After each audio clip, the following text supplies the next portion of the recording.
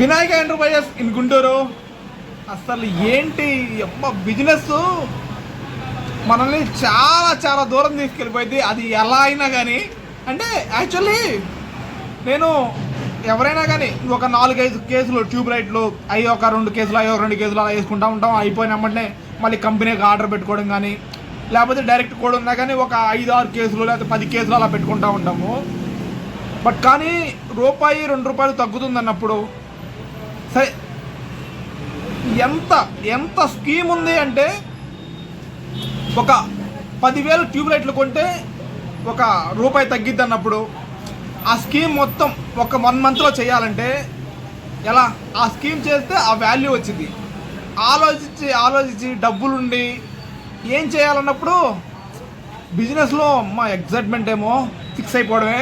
Tube లైట్లు చాలా చాలా బల్క్లో ఒక 10,000 బల్బులు ట్యూబ్ లైట్లు ఓన్లీ ఫర్ 20 వాట్ పెట్టాను ఆర్డరు ఓరియంట్లో.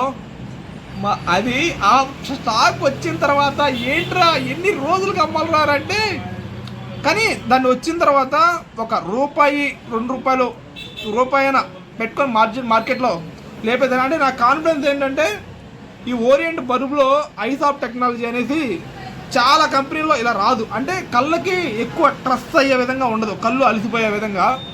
జస్ట్ అలానే 20 వాట్ ట్యూబ్ లైట్లో కూడా వచ్చింది. చూసా తీసుకున్నా. నాకు తెలిసి ఫస్ట్ టైం మామూలుగా కాకుండా చాలా బీభత్సమైన ఆర్డర్ పెట్టాను. నా ఊహ కూడా నిజంగా గెస్ట్ చేయాలి ఇప్పటిదాకా. బట్ కానీ గట్స్ అయితే ఉన్నాయి. కంపల్సరీ అమ్ముతా. అది మార్కెట్లో అయినా అమ్ముతా అంటే షాపులకి, లేదంటే నేను ఒక్కడైనా కానీ క్లీన్ స్లిప్ చేస్తా. ఎందుకంటే దాంట్లో క్వాలిటీ ఉన్నాయి.